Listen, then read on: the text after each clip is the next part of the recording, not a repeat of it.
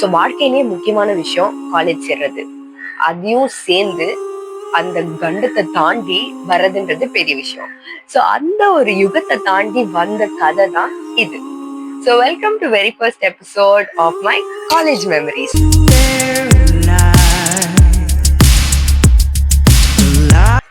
அதுக்கு முன்னாடி ஹாய், நான் Kiruthika.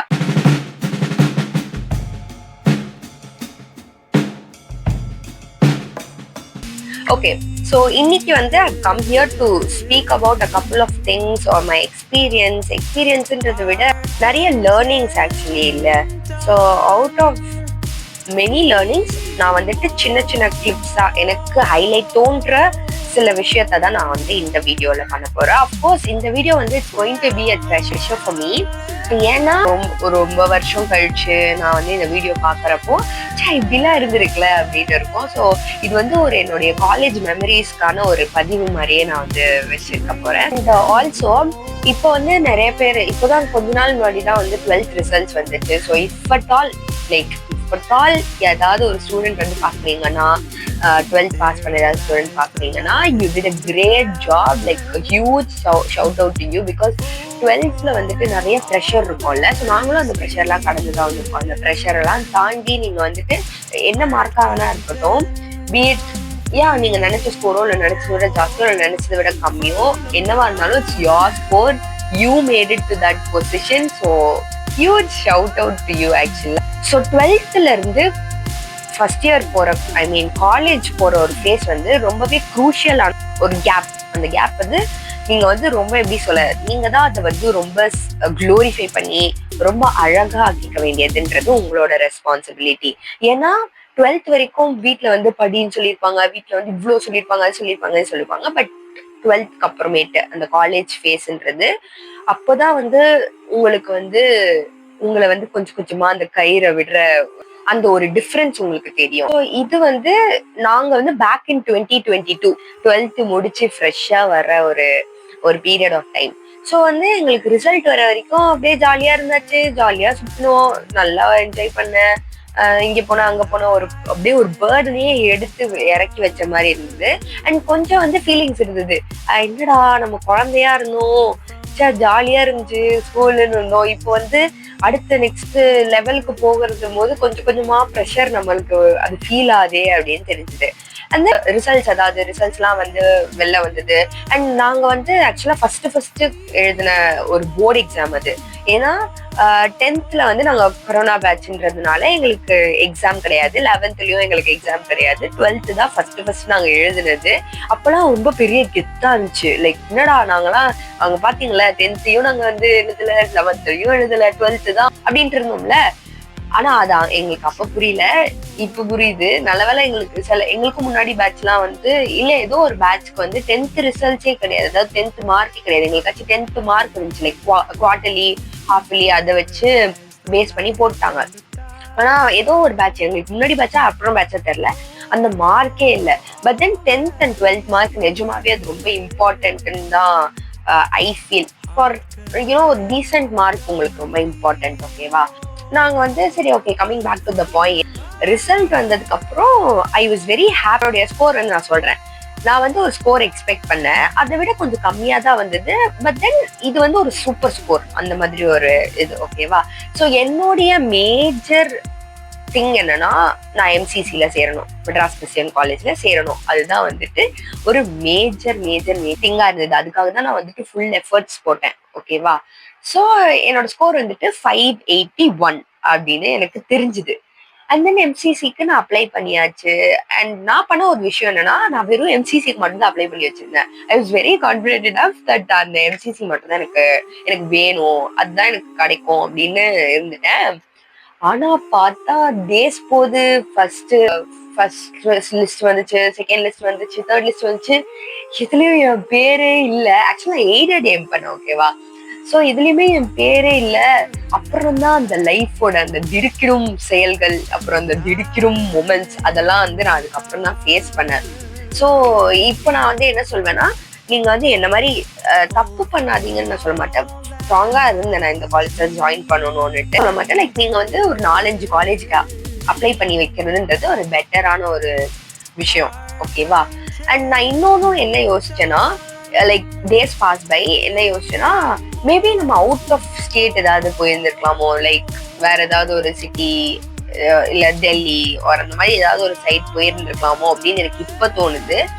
So yeah, but no regrets, just ஒரு சைட் தாட் மாதிரின்னு வச்சுக்கோங்களேன். அண்ட் தென் யா, கொஞ்ச நாள் போச்சு, லிஸ்ட் எல்லாம் வந்து ஆரம்பிச்சிருச்சு. அதுக்கப்புறம் பார்த்தா காலேஜே ஓப்பன் ஆயிடுச்சு.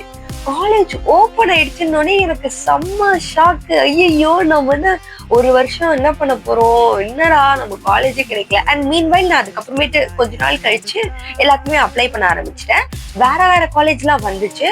அண்ட் தென் பட் எனக்கு எங்க வீட்லயுமே சரி, நானுமே சரி ரொம்ப டிட்டர்மைண்டா இருந்தோம் தட் நாங்க எம்சிசில தான் ஜாயின் பண்ண போறோம் அப்படின்னு. அண்ட் ஒன் ஃபைன் டே நிஜமா லிட்டரலா செம்மையா உட்காந்து நம்ம வந்து நம்மளோட இது என்னன்னா, வெளியில வந்து நம்ம அழறது தெரியக்கூடாது, ஆனா நம்ம கஷ்டமும் போகணும். அப்படின்னா என்ன, நம்ம அழுதாதான் நம்ம கொஞ்சம் ஹெவினஸ் வந்து கொஞ்சம் குறையும் அப்படின்றது இருக்கும். ஸோ வந்துட்டு யாருக்குமே தெரியாம உட்காந்து அழுவேன். ஸோ நான் அழுத பார்த்தாங்க, வீட்டுல இருக்கவங்க பார்த்தாங்கன்னா கஷ்டப்படுவாங்க, அதெல்லாம் இருக்குல்ல. ஸோ நான் யாருக்குமே தெரியாம அழுவேன். கடவுளே எனக்கு ஏதாவது ஒரு நல்ல காலேஜ் கொடுத்துருங்க, அட்லீஸ்ட் எம்சிசி கொடுங்க அப்படின்னு சொன்னேன்னா, கடவுளே ஏதாவது ஒரு காலேஜ் கொடுங்க அப்படின்னு ஆயிடுச்சு. And then one fine evening அப்ப வந்துட்டு எனக்கு எம்சிசில இருந்து ஒரு மெசேஜ் வருது, ஒரு மெயில் வருது, that you got selected, like நீங்க வந்துட்டு எங்க எம்சிசில ஜாயின் பண்ணலாம் அப்படின்ட்டு ஒரு மெயில் வருது. அப்பதான் எனக்கு உயிரும் வருது, அது வேற விஷயம். ஸோ அப்ப வந்து செம்ம எக்ஸைட்டட். ஆனா என்னன்னா, எனக்கு வந்துட்டு எஸ்எஃப்எஸ் கிடைச்சது. என்னன்னா, காலேஜ்ல வந்துட்டு நீங்க ஆர்ட்ஸ் சைட்ல இருந்தீங்கன்னா எய்டட் எஸ்எஃப்எஸ்ன்னு 2 இருக்கு. ஸோ எய்டட் ஒன்னு, செல்ஃப் நான் ஸ்ட்ரீம்க்கு என்ன டிஃபரன்ஸ்னா கொஞ்சம் காசு ஜாஸ்தியா இருக்கும், அதுதான். ஓகேவா? என்னோட மேஜர் மோட்டிவ் 12th நான் என்னன்னா, என்னோட அப்பா அம்மாவுக்கு கொஞ்சம் ஃபீஸ் ஜாஸ்தியா கொடுக்குற காலேஜோ அந்த மாதிரி போய் நான் சேரக்கூடாது, ஃபீஸ் வந்து எங்களுக்கு அஃபோர்டபுளா இருக்கணும் அப்படின்ற ஒரு இது இருந்தது. ஸோ அதனாலதான் நான் வந்துட்டு என்னுடைய ஃபுல் எஃபர்ட் போட்டு நல்ல ஸ்கோர், டீசன்ட் ஸ்கோரை வந்துட்டு நான் வந்து செக்யூர் பண்ணல. ஸோ அதுக்கப்புறம் என்ன ஆச்சுன்னா, எஸ்எஃப்எஸ் கிடைச்சிருச்சு. எனக்கு வந்து டபுள் மைண்டடா இருந்தது, என்னடா நமக்கு ஈரேடு கிடைக்கும்னு நினைச்சோம், எஸ்எஃப்எஸ் கிடைச்சது அப்படின்னு நினைச்சோம். பட் எங்க அப்பா அம்மா எல்லாம் ரொம்ப ஜாலியா இருந்தாங்க. ஓகே, பரவாயில்ல, நல்ல ஒரு காலேஜ், உனக்கு நீ நினைச்ச காலேஜே கிடைச்சிருக்கு, ஜாயின் பண்ணு, அதுக்கப்புறமேட்டு பாத்துக்கலாம் அப்படி இப்படின்னு சொல்லி நான் வந்துட்டு எம்சிசி ஜாயின் பண்ணிட்டேன். But no regrets. எஸ்எஃப்எஸ்ல இருந்தது நான் இன்னி வரைக்கும் ரிக்ரெட் பண்ணதே கிடையாது. எக்ஸப்ட் மணி, அந்த மணி ஒரு ஃபேக்டர் மட்டும்தான் வந்துட்டு எய்டட்க்கும் எஸ்எஃப்எஸ்க்கும் டிஃபரன்ஸ் தவிர்த்து மற்றபடி என்னோட பாயிண்ட் ஆஃப் வியூ நான் சொல்றேன். ஓகேவா? எனக்கு வந்து ரொம்ப பிடிச்சிருந்தது. I loved it. Like MCC அது உள்ள வந்து பெரிய டிஃபரன்ஸே எனக்கு ஃபீல் ஆகல. And finally Kiruthika joined Madras Christian College, இல்லைனா எம்சிசி, இல்லைனா கிறிஸ்டியன் காலேஜ், இல்லைனா பேய் college. You heard it right. Like நிஜமாவே சொன்னாங்கங்க, பேய் காலேஜ் அது அப்படின்ட்டு. சில வீடியோஸ் அதெல்லாம் புரளி கலப்ப ஆரம்பிச்சிட்டாங்க. அது வந்துட்டு அங்க என்சிசில பேய் இருக்கு, நிஜமாவே. ஆனா நாங்க அப்பெல்லாம் சின்ன பசங்க, நிஜமாவே நம்பணும் பேய் இருக்கு போல அப்படின்ட்டு. அது வந்து நாங்க அதை வச்சு ஒரு கண்டென்ட்டா நாங்க எங்களுக்குள்ள நாங்க பேசிப்போம். ஃபர்ஸ்ட் நாங்க எப்படி பேசிக்க கொஞ்சம் கேப் இருக்கும்ல, ஸோ அப்பெல்லாம் இந்த கதையெல்லாம் வந்துட்டு ஓடும். அதாவது இன்ஸ்டால ஃபீட்ஸ் எல்லாம் வரும், எம்சிசில பேய் இருக்கு அப்படிலாம் வரும். பட் தென் அது அப்புறமேட்டு தான் தெரிஞ்சது அது சும்மா பண்ணுக்கு வந்து பேசிட்டு இருக்காங்க, அப்படி சொல்லி இருந்திருக்காங்க அப்படின்னுட்டு. ஃபர்ஸ்ட் டே ஆஃப் காலேஜ், ஓகேவா, நான் வந்து கிளம்புறேன். அது வந்து தேர்ஸ்டே, ஓகேவா, ஃபர்ஸ்ட் டே ஆஃப் காலேஜ் இருந்தால அவருக்கு தேர்ஸ்டே, ஆகஸ்ட் 11th நினைக்கிறேன், ஆகஸ்ட் 11 தேர்ஸ்டே 2022. ஓகேவா? அதுக்கு முந்தின நைட் நான் வந்து எப்படி இருந்தேன்னா, ரொம்ப நாள் ஃபுட் இல்லாம இருந்தவங்களுக்கு ஒரு சின்ன ஒரு ஆப்பிள் கிடைச்சாலே ரொம்ப பெருசா தெரியும். அந்த ஆப்பிள வந்து அவங்க ஃபுல்லஸ்டா சாப்பிடணும்னு நினைப்பாங்க, அந்த சின்ன துண்டை கூட அவங்க போட மாட்டாங்க அப்படின்னு இருக்கும்ல. ஸோ அந்த மாதிரிதான் எனக்கு இருந்தது.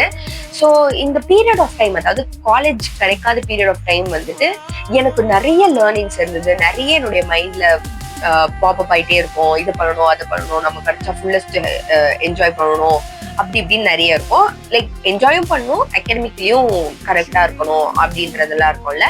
ஸோ அந்த மாதிரிதான் எனக்கு அந்த முந்தின நைட் எப்படி இருந்ததுன்னா, I promised myself that என்ன இருந்தாலும் I should give it a try. அந்த அது winning or losing is secondary, but I should learn out of it.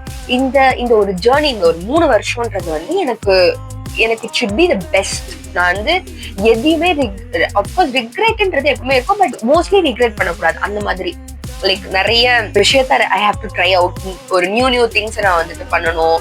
அதுக்கப்புறம் I should get out of my circle. Like என்னுடைய constraint சர்க்கிளை வந்து நான் இன்னும் என்னோட சர்க்கிளை பிகர் ஆக்கணும். அந்த மாதிரிலாம் தான் வந்துட்டு எனக்கு இருந்தது. அது வந்து நான் ரொம்ப ஸ்ட்ராங்கா இருந்தேன், வெரி ஸ்ட்ராங். ரொம்ப நான் வந்துட்டு கண்டிப்பா நான் வந்து என்னுடைய இம்பாசிபிள் அப்படின்றதெல்லாம் வந்துட்டு நம்ம பாசிபிள் ஆக்கி காட்டணும். என்னென்ன முடியுதோ, என்னென்ன ஆப்பர்ச்சுனிட்டிஸ் கிடைக்குதோ எல்லா ஆப்பர்ச்சுனிட்டிலையும் கலந்துக்கணும், எல்லாத்துலயுமே நம்ம பார்ட்டிசிபேட் பண்ணி எக்ஸ்பீரியன்ஸ் கெயின் பண்ணணுன்றதுல வந்துட்டு ரொம்ப நான் டிட்டர்மைண்டா இருந்தேன். ஸோ அதான் நான் நினைச்சேன், எனக்கு டக்குன்னு ஒரு காலேஜ் கிடைச்சிருந்தாலோ என்ன இருந்தாலோ நானும் மேபி லெத்தார்ஜிக்கா இருந்திருக்கலாம், இல்ல டைவர்ட் ஆயிருந்திருக்கலாம், அந்த மாதிரி ஏதாவது இருந்திருக்கலாம். பட் எனக்கு வெயிட் பண்ணி எனக்கு கிடைக்கணும்னு இருந்தது, கிடைச்சது இல்லை. ஸோ அது வந்துட்டு அது ஒரு வேற லெவல் ஃபீலிங். அந்த ஃபீலிங் என்ன அப்படின்றது எக்ஸ்பிரஸே பண்ண முடியாது. ஸோ இஃப் அட் ஆல் நீங்க வந்து யாராச்சும் லைக் காலேஜ் வெயிட் பண்ணி பார்த்துட்டு இருந்தீங்கன்னா, இந்த பீரியட் ஆஃப் டைம் உங்களுக்கு நிறைய சொல்லி தரும். அதெல்லாம் கேட்டுக்கோங்க. லைக் கேட்டீங்கன்னா லிட்டரலா வந்து உங்களுக்கு வந்து ஒரு ஐடியா கிடைக்கும். நீங்க ஒரு பாத்வே கிரியேட் பண்ணலாம் அப்படின்றதுல நான் ரொம்ப ஸ்ட்ராங்கா இருந்தேன். ஸோ அதை நான் வந்து நெகட்டிவா எடுத்துக்கல. என்னடா நமக்கு லேட்டா ஜாயின் பண்ணோமே, இல்லாட்டி என்னடா நம்ம கஷ்டப்பட்டோமே, அப்படிலாம் இல்லை. ஸோ கஷ்டப்பட்டதுக்கு பலன் கண்டிப்பா கிடைக்கும்ல. ஸோ அந்த மாதிரி தான் நான் வந்து இதை எடுத்துக்கிட்டு ஸோ ஃபர்ஸ்ட் டே போயாச்சு. போனா உள்ள வந்து எனக்கு வழியே தெரியல. லைக் ஒரு பிளாக் வந்து சுத்தின பிளாக்கே சுத்திட்டு இருந்திருக்கேன், ஆனா நடுவுல தான் என்னோட கிளாஸ் ரூம் இருந்தது அப்படின்றதே எனக்கு தெரியல. அப்புறம் கேட்டு கண்டுபிடிச்சு கிளாஸ் ரூம்குள்ள போயாச்சு. போயிட்டு உட்காந்தாச்சு. அங்க வந்து ஃபர்ஸ்ட் நான் ஒரு 2 பேரை மீட் பண்ணேன். ஸோ நான் எப்படின்னா, நான் இன்ட்ரோவர்ட்டும் இல்லை எக்ஸ்ட்ரோவர்ட்டும் இல்லை, அந்த மாதிரி இருந்த டைம். ஸோ அதுக்கப்புறம் வந்து நம்ம யாரை பார்த்தாலுமே ஹாய் சொல்லி எல்லாரையும் ஃப்ரெண்ட் ஆக்குறோம். லைக் பீப்புள் சம்பாதிக்கிறதுன்றது ரொம்ப கஷ்டம். ரொம்ப அதுவும் நல்ல பர்சன்ஸ் கிடைக்கிறது நம்ம லைஃப்ல அப்படின்றது ரொம்ப கஷ்டம். ஸோ அதுக்கு வந்து நான் வந்து கொஞ்சம் இம்பார்ட்டன்ஸ் கொடுக்க ஆரம்பிச்சேன். ஸோ அதுக்கப்புறம் நான் போயிட்டு எல்லாத்தையும் பேச ஆரம்பிச்சேன். ஃபர்ஸ்ட் 2 பொண்ணுங்க கிட்ட பேசினேன். அண்ட் அவங்களும் ஓகே சில்ட் அவுட் தான். அதுக்கப்புறம் அவங்க வேலையை பார்க்க போயிட்டாங்க. வேலையை பார்த்துட்டு போக ஆரம்பிச்சிட்டாங்க. சரி ஓகே, நம்ம வந்துட்டு ஸ்டாப் ஆயிடக்கூடாதுன்ட்டு அதுக்கப்புறம் உட்காந்துட்டே இருந்தேன். அப்போதான் ஒரு ஜீவன் வந்து எனக்கு வந்து ஹாய் நீங்க எப்படி இருக்கீங்க, என்ன மாதிரியே ஒரு ஜீவன் வந்து அதுவே வந்து பேசிச்சு. ஸோ ஹாய் நீங்க வந்துட்டு இன்னைக்குதான் ஜாயின் பண்ணிருக்கீங்களா அப்படின்னு கேட்டது யாருன்னா சாரதா தேவி ஏகேஏ சாரு. ஸோ சாரு தான் வந்து கேட்டா, என்ன உட்காந்துருக்கீங்க நீங்க எங்க போலியா அப்படி இப்படின்னு கேட்டுட்டு அப்புறம் தான் அந்த ஜேர்னி வந்து தொடர்ந்துச்சு. ஸோ வந்துட்டு அப்படி வந்து ஒரு கிடைச்ச ஃப்ரெண்டு தான். ஸோ நான் வந்து அதுக்கப்புறமேட்டு நாங்க என்னன்னு தெரியல பேசணும். அதுக்கப்புறம் ஏதோ ஆடிட்டோரியம் போக வேண்டியதோ இது வந்துச்சு. அதுக்கப்புறம் நாங்க ஆடிட்டோரியம் போயாச்சு. நான் தனியா தான் ஆடிட்டோரியம் ஆக்சுவலா போனேன். I don't remember. நான் ஆடிட்டோரியம் போயிட்டு வந்துட்டதுக்கு அப்புறம் தான் சாரு மீட் பண்ணேன் அப்படின்னு நினைக்கிறேன். ஸோ அதுக்கப்புறமேட்டுல இருந்து தான் நாங்க எல்லாம் ஒன்னானோம். அதுக்கப்புறம் வந்து பிங்க் டேன்னு ஒண்ணு வந்துச்சு. அப்ப பர்பிள் டேன்னு அப்படின்னு வந்துச்சு. அதுக்கப்புறம் ஃப்ரெஷர்ஸ் டே நடந்தது. இந்த மாதிரி நிறைய நடந்துட்டே இருந்தது. ஓகேவா? ஸோ எனக்கு வந்து ரொம்ப பிடிக்க ஆரம்பிச்சிருச்சு. சம்மர்ல நம்ம காலேஜ்ல வந்து இப்படி இதெல்லாம் நடக்குதே, லைக் ஃப்ரெஷர்ஸ் டேலாம்.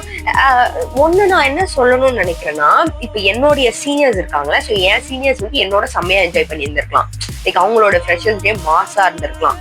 அதே மாதிரி என் ஜூனியர்ஸ்க்கு வந்துட்டு கம்மியா இருந்திருக்கலாம், இல்லை எனக்கு கம்மியா இருந்திருக்கலாம். அவங்க பாயிண்ட் ஆஃப் வியூல இருந்து இதெல்லாம் ஒரு ஃப்ரெஷர்ஸ் டேவா அப்படின்னு அவங்க நினைச்சிருக்கலாம். பட் எனக்கு எப்படி இருந்துச்சுன்னா, எனக்கு இந்த ஃப்ரெஷர்ஸ் டேவா ஒரு பெரிய விஷயம். ஏன்னா ஸ்கூல்ல இருந்து காலேஜ் வந்ததுக்கு அப்புறமேட்டு நடக்கிற ஒரு பெரிய ஈவெண்ட் மாதிரி இல்லை எங்களுக்கு அதுன்றதுனால எனக்கு அது அவ்வளோ ஒரு செம்ம ஸ்பெஷலா தோணுச்சு. நாங்கெல்லாம் செம்மையா கத்தி ஜாலியா பேசிட்டு மைம்லாம் நடந்துச்சுல. ஸோ அதெல்லாம் என்ஜாய் பண்ணி பார்த்துட்டு இருந்தோம். அண்ட் அந்த அன்னைக்கு கொடுத்த ஸ்நாக்ஸ்லாம் கூட நான் வந்து போட்டோ எடுத்துட்டு இருந்தேன். அந்த போட்டோவை ஆட் பண்றேன். ஸோ இப்படிதான் இந்த மாதிரி நடந்துச்சு. ஃப்ரெஷர்ஸ் டே போச்சு. அதுக்கப்புறம் என்எஸ்எஸ்ன்ற ஒரு எக்ஸ்பீரியன்ஸ் வந்துட்டு வேற லெவல்.